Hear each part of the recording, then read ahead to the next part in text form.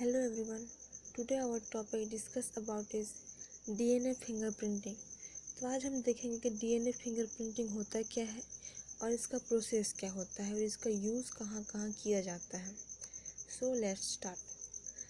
DNA fingerprinting तकनीक का उपयोग आपराधिक मामलों की गुत्थियाँ सुलझाने के लिए किया जाता है. इसके साथ ही मातृत्व, पितृत्व या व्यक्तिगत पहचान को निर्धारित करने के लिए इसका उपयोग किया जाता है. वर्तमान में पहचान ढूंढने के तरीकों में फिंगरप्रिंटिंग सबसे बेहतर मानी जाती है.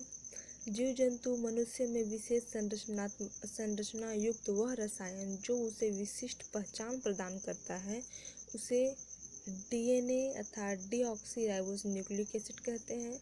इस पद्धति में किसी व्यक्ति के जैविक अंश जैसे ब्लड, हेयर, सलाइवा, सीमेन या दूसरे कोशिका स्रोतों के द्वारा उसके डीएनए की पहचान की जाती है.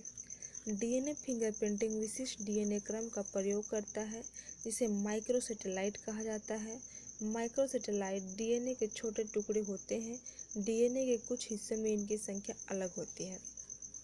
दैट मीन्स डीएनए फिंगरप्रिंटिंग वह प्रोसेस होता है जिसमें डीएनए जो सीक्वेंस होता है, जैसे कि डीएनए क्या क्या में पाया जाता है, हमारे ब्लड में पाया जाता है, हेयर में पाया जाता है, सीमेन में पाया जाता है और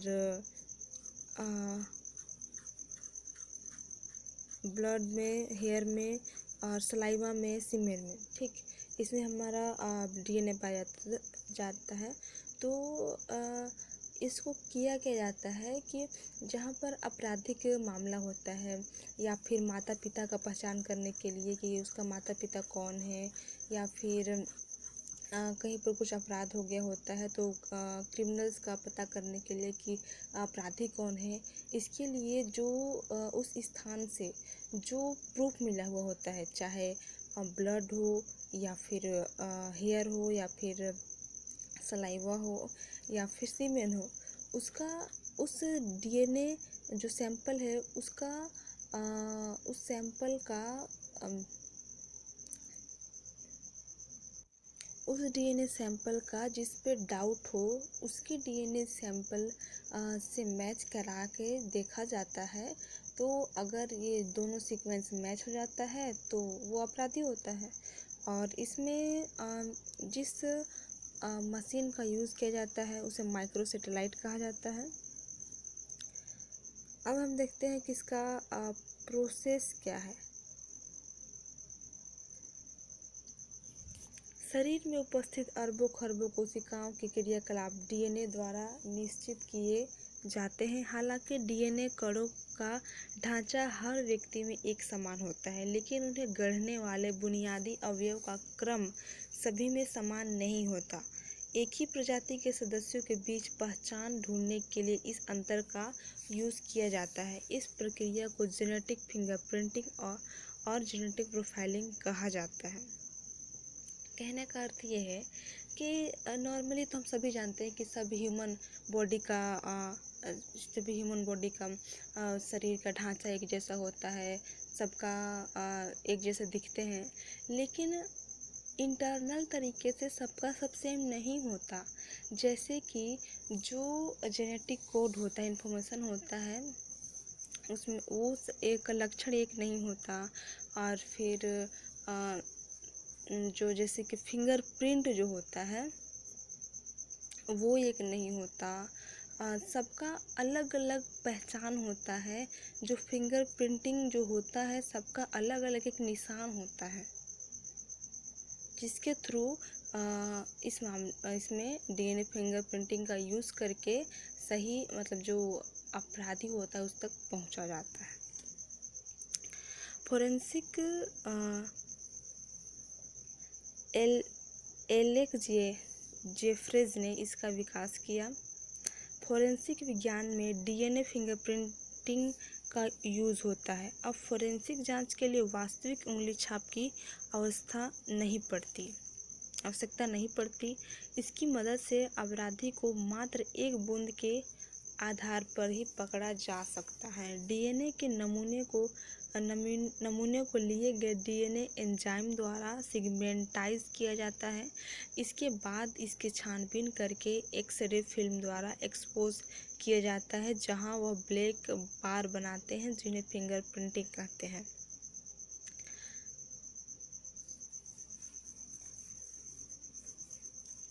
अब हम इसका प्रोसेस देखेंगे स्टेप।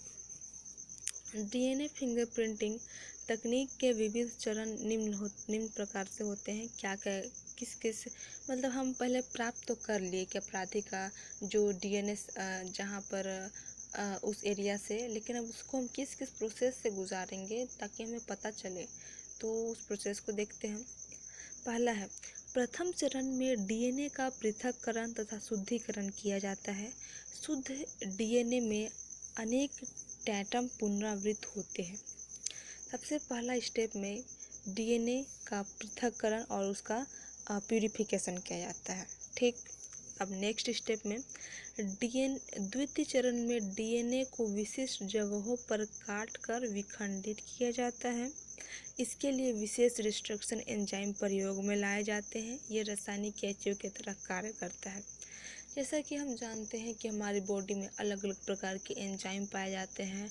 जैसे कि अगर किसी चीज़ को अलग अलग प्रोसेस होता है, जिसमें अगर काटने का जहाँ पर हो यूज़, तो वहाँ रिस्ट्रिक्शन एंजाइम का यूज होता है, और जहाँ पर जोड़ना हो तो वहाँ पर लाइगेज एंजाइम का यूज होता है। तो इसमें क्या किया जाता है कि रिस्ट्रिक्शन एंजाइम की सहायता से डीएनए को विशेष जगहों पर काटकर विखंडित किया जाता है। ठीक, अब नेक्स्ट स्टेप है, तृतीय चरण में विखंडित डीएनए को जेल पर लगाया जाता है। विद्युत आवेश देने पर ये खंड अपने स्थान से विस्थापित होने लगते हैं। अपनी लंबाई के हिसाब से डीएनए खंड अलग हो जाते हैं। इस प्रोसेस को इलेक्ट्रोफोरेसिस कहा जाता है। तो थर्ड स्टेप में होता ये है कि जो डीएनए विखंडित तो हो चुका, अब इसको एक जेल पर आरोपित किया जाता है। विद्युत आवेश देने पर ये खंड अपने स्थान से विस्थापित होने लगते हैं। मतलब जो मशीन है उसमें जब किया जाता है और जेल पर लगाया जाता है, तो ये जो आवेश जब दिया जाता है, तो जैसे कि हम जानते हैं कि जो डीएनए जो होता है वो माइनस चार्ज का होता है, तो माइनस चार्ज किसकी ओर गति करेगा? प्लस चार्ज की ओर गति करेगा।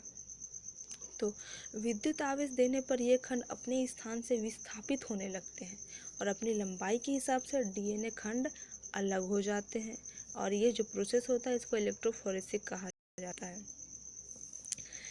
चतुर्थ चरण में उपयुक्त किए गए डीएनए खंडों का डीनेचुरेशन किया जाता है, यानी दोनों तंतुओं को अलग अलग किया जाता है।